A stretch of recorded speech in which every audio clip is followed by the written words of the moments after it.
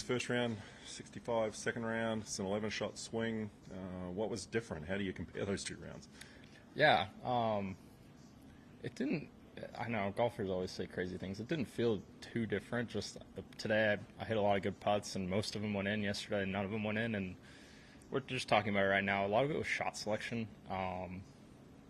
It was so windy yesterday that I think I was trying too hard to fight the wind a lot, and you just can't do that. So it's a good reminder today. So I did a lot less fighting the wind today, and sure enough, it was a lot better. But yeah, super pumped about how I played today, and just to get myself more golf on the weekend. There's nothing like a cut sweat. It's a different kind of nerves for sure. So yeah, just really excited. I have 2 more days. How do you stay motivated after a round like yesterday to come out and do that today? Yeah. I think, sometimes it's almost easier when you're so far away from the tournament. I kind of played myself out of the tournament the first day. So I guess I shouldn't say that. But it felt like I played myself out of the tournament, and it was so far beyond even what the cut line. I thought the cut was going to be even or 1 under, and I think it's going to be one of those two. So figured I just need to come out and be pretty aggressive. But I felt confident. I don't know why. It's sometimes, you play good golf or bad golf or whatever it is, and you're not confident. But I had a bad day yesterday, and I still had the confidence in my golf game. And again, just really pleased that it kept all the work that I've put in, and all the reps of the last month or so are coming into fruition, and able to score the ball a little bit better, which was a big key for me this week. Just try and get out here and try and score the ball. Don't worry about swing. Don't worry about the other stuff.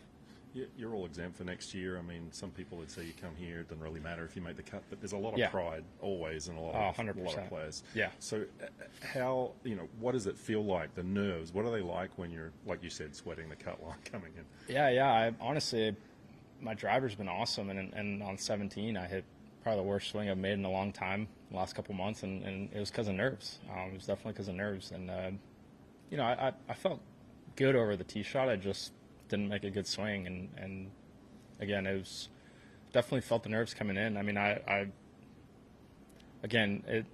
said it earlier in the week, but every PGA Tour event that I teed up in is such a blessing and honestly an honor, and I never want to take that for granted. So the mindset I have out there is honestly pretty similar to what it is in a major or signature event. I still want to play the best golf possible, and obviously you try and peak for those events, but every single PGA Tour event, every single golf tournament that I've always played, I guess it's just something that my dad instilled in me, and the competitor in me. I don't want to give up a single shot at all. So definitely a lot of pride, but it means the world to make another cut and play the weekend, and just looking for some good momentum for next year.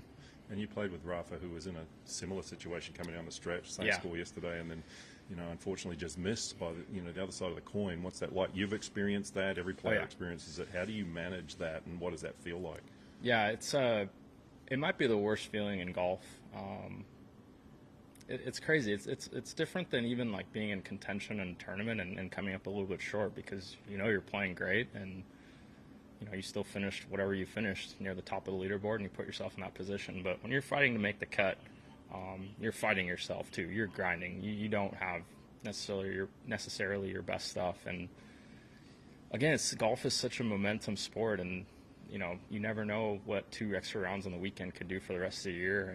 And I definitely feel for Rafa, especially being the defending champ, and he's exempt for next year too. But I think he's just looking for some momentum, and it's a bummer. It really is a bummer. It's things really bad, and I could see the emotion even outside scoring with Rafa. But he's a great dude. I have no doubts he's going to bounce back. This is probably my second time playing with him in a tournament, and he's got a lot of game for a veteran old guy. So I have no doubt he's going to have probably a strong finish next week and a really good year next year. But yeah, there's no sugarcoating it. This sucks.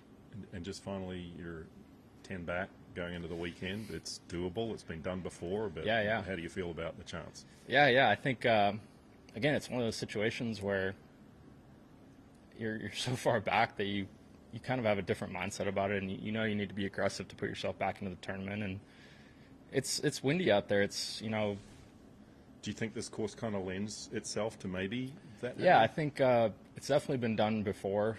Big comebacks out here, just because you never know when the wind could switch a little bit or wind get gusty. So you could play a stretch of holes with not a lot of wind, and then all of a sudden you get a ton of wind, and the scoring could shift a lot. And it honestly depends which side you tee off on, too. So I know with it being split tees on the weekend, you're never out of it. And there's a lot of eagle holes. There's a lot of high number holes. So it's a very exciting event. And, yeah, I'm going to try and make some of those eagles this weekend. Thanks. Thanks, Mark. Thanks, Thanks, Mitch.